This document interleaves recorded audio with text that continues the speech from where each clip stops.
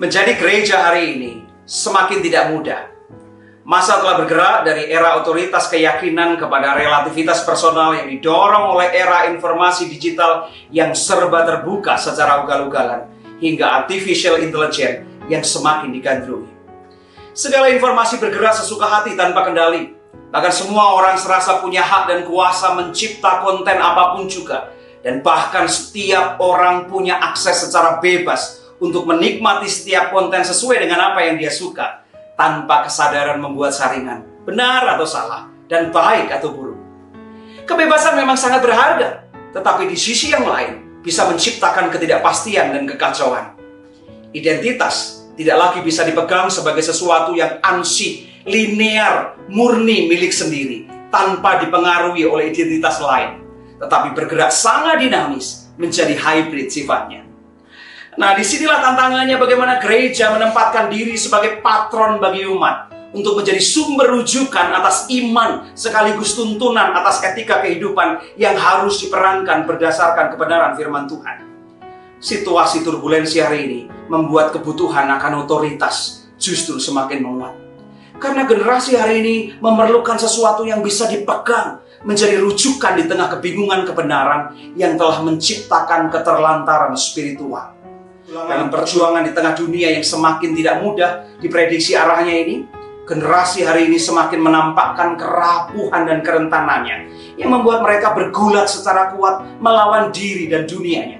Sehingga di sana mereka perlu memastikan, adakah rumah perteduhan yang berisikan orang-orang yang peduli dan mengasihi serta menemani perjalanan ini. Jadi otoritas dan solidaritas yang terpilih menjadi satu adalah kebutuhan panggilan penggembalaan hari ini. Itu seperti tongkat gembala yang di satu sisi menjadi penunjuk arah dan pelindung jaminan aman dari ancaman, sekaligus wujud peduli dan empati yang merangkul peluk dan memelihara asa karena senantiasa ada bersama. Penginjil Matius berujar dalam Matius 9 ayat 35 dan 36. Demikianlah Yesus berkeliling ke semua kota dan desa.